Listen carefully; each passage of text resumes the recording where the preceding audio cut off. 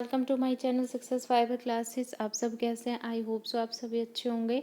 तो ester TGT science में class 9th की केमिस्ट्री का आज लास्ट चैप्टर रहेगा जो कि है स्ट्रक्चर ऑफ एटम। तो इस पूरे चैप्टर के अंदर हम एटम के स्ट्रक्चर के बारे में बात करेंगे। जितने भी एटम्स को डिफाइन करने के लिए जो भी मॉडल्स आए थे वो हम सब इसमें बात करेंगे। तो अगर हम एग्ज़ाम के पॉइंट ऑफ व्यू से देखें तो ये इम्पोर्टेंट चैप्टर है, इससे प्रीवियस ईयर में क्वेश्चन बना है। ठीक है, तो एक 1 बाय 1 करके बिल्कुल ध्यान से आपको हर एक मॉडल को पढ़ना है। देखो, एटम के बारे में हमने पढ़ ही लिया था कि जो एटम होता है वो किसी भी केमिकल रिएक्शन में पार्टिसिपेट करता है। ठीक है, उसके बाद फिर ये बताया था कि जॉन डाल्टन ने 1803 के अंदर अपनी थ्योरी दी थी।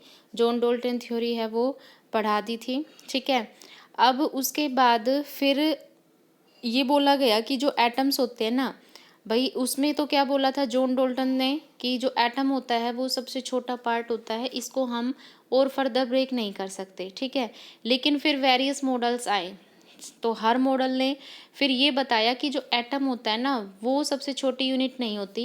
एटम को भी हम छोटे पार्ट में डिवाइड कर सकते हैं और उनको नाम दिया गया सब एटॉमिक पार्टिकल्स। ठीक है, तो जनरली जो सब एटॉमिक पार्टिकल्स बने थे वो 3 थे हमारे पास में, इलेक्ट्रॉन, प्रोटॉन और न्यूट्रॉन। मेन तो ये 3 थे, वैसे और भी होते हैं मेसॉन्स, ठीक है, पॉजिट्रॉन वगैरह, लेकिन मेनली हम 3 पढ़ेंगे, इलेक्ट्रॉन, प्रोटॉन और न्यूट्रॉन। ठीक है, तो सबसे पहला जो मॉडल दिया था वो दिया था जे थॉमसन ने। ठीक है, अब जे थॉमसन ने किसकी खोज की थी? इलेक्ट्रॉन की, यानी इलेक्ट्रॉन की जो इन्वेंशन थी वो किसने की थी? जे थॉमसन ने। ठीक है, उसके बाद फिर आता है अर्नस्ट गोल्डस्टीन। जो अर्नस्ट गोल्डस्टीन थे उन्होंने क्या किया था? पॉजिटिव चार्ज बिहेवियर का पता लगाया था, यानी कैनाल रे के बारे में इन्होंने बताया था। ठीक है, तो अगर आपसे पूछे कि प्रोटॉन की डिस्कवरी किसने की, अगर ऑप्शन में रदरफोर्ड है तो आपको रदरफोर्ड करना है। अगर ऑप्शन में रदरफोर्ड नहीं है और अर्नस्ट गोल्डस्टीन है तो फिर आपको वहाँ पे किसको मार्क करना है? अर्नस्ट गोल्डस्टीन को। ठीक है, वैसे प्रदीप प्रकाशन में प्रोटॉन की डिस्कवरी अर्नस्ट गोल्डस्टीन ने ही बता रखी है। ठीक है, और उसके बाद न्यूट्रॉन की अगर हम बात करें तो न्यूट्रॉन की डिस्कवरी की थी जेम्स चैडविक ने। ठीक है, अब यहाँ पे सबसे पहले हम बात करते हैं फर्स्ट मॉडल की, जो कि हमारा कौन सा है? Thompson model of atom. ठीक है, थॉमसन मॉडल ऑफ एटम है, इसमें क्या किया था? देखो, इस थॉमसन मॉडल का दूसरा नाम होता है प्लम पडिंग मॉडल। ठीक है, इसको हम प्लम पडिंग मॉडल भी बोलते हैं या फिर हम इसको वाटरमेलन मॉडल भी बोलते हैं। इसमें क्या किया था? थॉमसन ने जो एटम है उसकी कंपैरिजन किससे की थी? वाटरमेलन से। ठीक है, जिस तरह से आप वाटरमेलन को देखते हो, वाटरमेलन में क्या होता है? तरबूज के अंदर एक रेड एडिबल पार्ट होता है और उसमें क्या होता है? ब्लैक उसके सीड्स होते हैं, मतलब उसके अंदर काले बीज होते हैं। तो उसी तरह से थॉमसन ने कहा कि एटम के अंदर भी क्या होता है? एक पॉजिटिव स्पेयर होता है। ठीक है, एक पॉजिटिव स्पेयर होता है और उसके अंदर क्या होते हैं? नेगेटिव चार्ज है वो एम्बेडेड होते हैं। ठीक है, जैसा कि बुक के अंदर डायग्राम बताया है कि एटम होता है उसमें ये एक पॉजिटिव स्पेयर होता है। ठीक है, और इसमें ये जो छोटे छोटे आपको दिख रहे हैं ये नेगेटिव चार्ज है ना। तो इसने अपनी पोस्टुलेट्स बताई थी। क्या बताई थी पोस्टुलेट के अंदर? आपको सिर्फ इतना याद रखना है, जो थॉमसन है उसने सबसे पहले क्या कहा था कि कोई भी एक एटम होता है उसको एक पॉजिटिव चार्ज पेयर बोला जाता है और इलेक्ट्रॉन्स क्या होते हैं उसके अंदर एम्बेडेड होते हैं। अब आपको पता है कि जो इलेक्ट्रॉन होता है ये नेगेटिवली चार्ज होता है। ठीक है, उसके बाद सेकंड इन्होंने क्या कहा था कि जितना नेगेटिव चार्ज होता है उतना ही क्या होता है? Positive charge. ठीक है, यानी नेगेटिव चार्ज और पॉजिटिव चार्ज ये क्या होते हैं? मैग्नीट्यूड में इक्वल होते हैं, इसलिए एटम को कैसा बोला गया है? इलेक्ट्रिकली न्यूट्रल बोला गया है। ठीक है, तो ये क्वेश्चन पूछा जाता है कि जो एटम होता है उसको इलेक्ट्रिकली न्यूट्रल बताया है जो थॉमसन मॉडल ने, वो किस बिहाफ पर बताया है? तो उन्होंने क्या बोला था कि जो एटम होता है उसमें नेगेटिव और पॉजिटिव चार्ज इक्वल होने की वजह से ही क्या होता है? एटम को इलेक्ट्रिकली न्यूट्रल है वो बोला जाता है। ठीक है, उसके बाद फिर आया हमारा नेक्स्ट रदरफोर्ड मॉडल। ठीक है, रदरफोर्ड मॉडल जो आया था इसने यहाँ पर किसकी इन्वेंशन की थी? बेसिकली इन्होंने की थी न्यूक्लियस। ठीक है, न्यूक्लियस की डिस्कवरी इन्होंने की थी। ठीक, अब इसमें क्या था, इन्होंने इस मॉडल में इन्होंने एक गोल्ड फॉइल का यूज़ किया था। ठीक है, किसका यूज़ किया था? Gold foil. अब सबसे पहला क्वेश्चन ये आता है कि गोल्ड फॉइल का ही यूज़ क्यों किया? हमारे पास और भी तो मेटल होते हैं, उसका यूज़ क्यों नहीं किया? देखो, एक तो जो गोल्ड होता है वो नेचर में कैसा होता है? इनर्ट। ये जो मेटल होता है किसी के साथ रिएक्ट नहीं करता। दूसरा क्या होता है कि जो गोल्ड होता है ये मोस्ट मेलाइएबल मेटल होता है। अब मेलाइएबल का मतलब होता है कि किसी भी मेटल को जब हम हैमर से पीट कर उसको बीट करके जब हम जितनी पॉसिबल हो थिन शीट में कन्वर्ट करते हैं तो वो ही होती है मेलाइबिलिटी प्रॉपर्टी।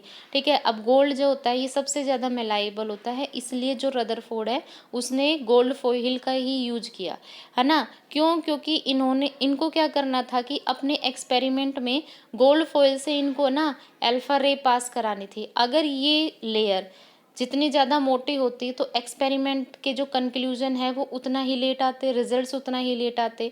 ठीक है, और आधी रे तो क्या होती, इसके अंदर ही एब्जॉर्ब हो जाती।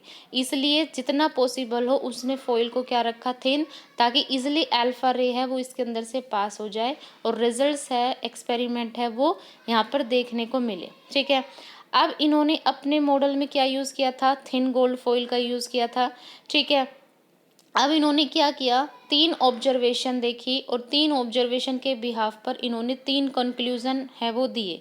ठीक है, तो पहली ऑब्जर्वेशन है वो इन्होंने क्या देखी? देखो, सबसे पहले इन्होंने क्या देखी कि मोस्ट ऑफ अल्फा पार्टिकल्स हैं, ठीक है, वो क्या है, गोल्ड फॉइल के थ्रू सीधा पास हो गए। अब जैसे डायग्राम दिखा रखा है, ये है हमारे पास में गोल्ड फॉइल। ठीक है, अब गोल्ड फॉइल क्या है, गोल्ड एलिमेंट की बनी और हमें पता है एलिमेंट में क्या है, बहुत सारी गोल्ड एटम है। ठीक है, अब मैं किसी एक एटम को कंसिडर करके आपको इसको समझाती हूँ। देखो, ये मैंने मान लिया एक गोल्ड एटम है। ठीक है, अब ये है यहाँ पे कोई भी एक ऐसा मैट रखा है यहाँ पे जो अल्फा रेडिएशंस को इमिट कर रहा है। बेसिकली यहाँ पे क्या रखा जाता है, लेड ब्लॉक। ठीक है, अब ये आ रही है यहाँ से अल्फा रे। ठीक, अब जैसे ही हम इसको यहाँ से पास कराएंगे गोल्ड फॉइल से, तो पहली ऑब्जर्वेशन इन्होंने क्या देखी कि मोस्ट ऑफ अल्फा रे ऐसी थी जो बिना किसी बाधा के, बिना किसी टकराव के सीधा क्या हो गई, उस गोल्ड फॉइल से निकल गई, यानी उस एटम से सीधा पास हो गई। और कितने एंगल पर? 180 डिग्री के एंगल पर, क्योंकि एक सीधी लाइन होती है वो कितना एंगल बनाती है, 180 डिग्री का। तो यहाँ से इन्होंने क्या कंक्लूजन निकाला कि एटम का अधिकतर पार्ट कैसा है, खाली है, क्योंकि भाई खाली है तभी तो वो क्या है, बिना किसी बाधा के सीधे निकल गई। तो यहाँ से पहला कंक्लूजन इन्होंने क्या निकाला कि मोस्ट ऑफ जो स्पेस है इनसाइड द एटम वो कैसा है, एम्प्टी। ठीक है, ये इनकी पहली कंक्लूजन थी। ठीक, उसके बाद फिर इन्होंने सेकंड ऑब्जर्वेशन देखी। तो यहाँ पे ये है ऑब्जर्वेशन और ये है इनके कंक्लूजन। सेकंड ऑब्जर्वेशन इन्होंने क्या देखी कि जैसे ये हमारे पास में एटम, ठीक है, अब इसमें इन्होंने क्या देखा कि कुछ अल्फा रे ऐसी थी जो थोड़ी दूरी तक तो सीधी आई, लेकिन फिर आगे जाके क्या हो गई, वो डेविएट हो गई। क्या हो गई, डेविएट हो गई। ठीक है, तो यहाँ से उन्होंने क्या कंक्लूजन निकाला कि कुछ फ्यू पार्टिकल्स ऐसे थे जो क्या हुए, अपने पाथ से डिफ्लेक्ट हो गए। तो इसका मतलब क्या है कि एटम के अंदर कुछ स्पेस ऐसा है जो किस बिहेवियर का है, पॉजिटिव, है ना। क्यों ऐसा क्यों बोला, क्योंकि अल्फा रे होती है, इनका बिहेवियर क्या होता है, पॉजिटिव। अगर यहाँ से कोई भी पॉजिटिव रे आ रही है और आकर यहाँ से डिफ्लेक्ट हो रही है तो इसका मतलब समथिंग यहाँ पर कोई तो पॉजिटिव बिहेवियर है, तभी तो वो पॉजिटिव रे उसको क्या कर रही है, रिपेल कर रही है। यानी पॉजिटिव पॉजिटिव क्या हो रहे हैं, एक दूसरे से रिपेल कर रहे हैं। ठीक है, सेम चार्जेज होने की वजह से। तो इसने यहाँ पे क्या बोला कि कुछ फ्यू पार्टिकल्स ऐसे थे जो अपने पास से डिफ्लेक्ट हो गए। इसका मतलब है कि वहाँ पे एटम के अंदर क्या है, कुछ रीजन ऐसा है जिसके अंदर कैसा स्पेस है, पॉजिटिव स्पेस। ठीक है, उसके बाद थर्ड उन्होंने ऑब्जर्वेशन क्या देखी कि कुछ अल्फा रे ऐसी थी बहुत ही कम अमाउंट में, ठीक है, जो आई और जिस डायरेक्शन से आई थी उसी डायरेक्शन में वापस चली गई। ठीक है, तो इसका मतलब क्या है कि एटम के बीच में, है ना, बहुत ही स्मॉल वॉल्यूम ऐसी है जहाँ पे कुछ हार्ड मास टाइप की चीज़ रखी है जिसने अल्फा रे जैसी हाईली एनर्जेटिक रे को उसकी ही डायरेक्शन में वापस भेज दिया। ठीक है, तो इन्होंने यहाँ से क्या कंक्लूजन निकाला कि एटम का जो सारा मास है वो कहाँ लाई कर रहा है, उसके सेंटर में। ठीक है, तो ये 3 इन्होंने ऑब्जर्वेशन और उसके कंक्लूजन निकाले। फिर इसके बिहाफ पर इन्होंने लास्ट में अपनी कुछ स्टेटमेंट्स दी, ठीक है। क्या स्टेटमेंट दी? सबसे पहले इन्होंने कहा कि यहाँ पर क्या होता है, किसी भी एक एटम में एक पॉजिटिव चार्ज सेंटर होता है, ठीक है। उस पॉजिटिव चार्ज सेंटर को इन्होंने क्या नाम दिया? न्यूक्लियस। इसलिए न्यूक्लियस की डिस्कवरी के नाम किसके किसके नाम के साथ जुड़ता है? रदरफोर्ड, ठीक है। सेकंड इन्होंने क्या कहा कि किसी भी एटम का जो सारा मास होता है वो कहाँ लाई करता है? न्यूक्लियस के अंदर लाई करता है, ठीक है। थर्ड इन्होंने यहाँ से क्या कंक्लूजन निकाला कि जो इलेक्ट्रॉन है ये इस सर्कुलर पाथ में न्यूक्लियस के चारों ओर चक्कर लगाता है। जैसे मान लो ये न्यूक्लियस है, तो जो इलेक्ट्रॉन होंगे वो क्या होंगे? सर्कुलर पाथ में इस न्यूक्लियस के ओर क्या करेंगे? चक्कर लगाएंगे। और फोर्थ इन्होंने क्या स्टेटमेंट दी कि इस जो न्यूक्लियस का साइज होगा इस एटम के साइज के कंपैरिजन में क्या होगा? बहुत ही क्या होगा? स्मॉल होगा, ठीक है। तो ये क्या था? रदरफोर्ड मॉडल, ठीक। लेकिन रदरफोर्ड जो मॉडल आया था ये आया था 1911 में, ठीक है। पर इस मॉडल को कुछ फेलियर देखने को मिला। क्यों फेलियर देखने को मिला? क्योंकि यहाँ पर एक चीज़ ये एक्सप्लेन नहीं कर पाया था, ठीक है। इन्होंने क्या बोला कि जो इलेक्ट्रॉन है वो उस न्यूक्लियस के अराउंड सर्कुलर ऑर्बिट में चक्कर लगाता है, ठीक है। तो उसी टाइम साइड में फिजिक्स में एक थ्योरी चल रही थी, मैक्सवेल। तो उस मैक्सवेल की थ्योरी के अकॉर्डिंग क्या होता है कि जब भी एक पार्टिकल्स होता है, जब वो कंटिन्यूअसली रिवॉल्व करता है तो वो कहीं ना कहीं अपनी एनर्जी लूज करता है, ठीक है। तो अब इन्होंने क्या बोला रदरफोर्ड ने कि जो इलेक्ट्रॉन है वो न्यूक्लियस के अराउंड रिवॉल्व कर रहा है, ठीक है। तो अगर ये इलेक्ट्रॉन है, अगर ये न्यूक्लियस के अराउंड, ये न्यूक्लियस है, अगर ये इसके अराउंड रिवॉल्व कर रहा है तो इसका मतलब मैक्सवेल थ्योरी के अकॉर्डिंग तो ये क्या होगा? इसको अपनी एनर्जी लूज करनी चाहिए। तो एनर्जी जैसे ये लूज करेगा तो इसका मतलब ये धीरे धीरे क्या होगा? इस न्यूक्लियस के पास आएगा और एक टाइम ऐसा आएगा कि ये न्यूक्लियस के अंदर चला जाएगा और एटम का एक्सिस्टेंस ही खत्म हो जाएगा। क्यों? क्योंकि इलेक्ट्रॉन है नेगेटिव चार्ज, न्यूक्लियस है पॉजिटिव चार्ज, तो पॉजिटिव नेगेटिव एक दूसरे को बैलेंस कर देंगे, तो एटम का एक्सिस्टेंस ही क्या होगा? खत्म हो जाएगा, ठीक है। तो इनसे फिर जब इस चीज़ का आंसर मांगा गया तो इनके पास में आंसर नहीं था, इसलिए फिर इस रदरफोर्ड मॉडल को क्या देखने को मिला? रिजेक्शन देखने को मिला, ठीक है। दूसरा ये नहीं बता पाए थे कि क्यों इलेक्ट्रॉन अपनी एनर्जी को लूज नहीं करता, ठीक है। और मैक्सिमम कितने इलेक्ट्रॉन है जो सर्कुलर पाथ में न्यूक्लियस के अराउंड रोटेट करते हैं, रिवॉल्व करते हैं। तो इन सब का आंसर नहीं देने के कारण रदरफोर्ड को क्या कर दिया गया? नेगलेक्ट कर दिया गया, ठीक है। फिर इस चीज़ का जवाब देने के लिए कौन आया? इसके 2 साल बाद 1913 में आता है नील्स बोर, ठीक है। नील्स बोर ने फिर अपना मॉडल निकाला जिसको हम बोलते हैं बोर मॉडल ऑफ एटम, ठीक है।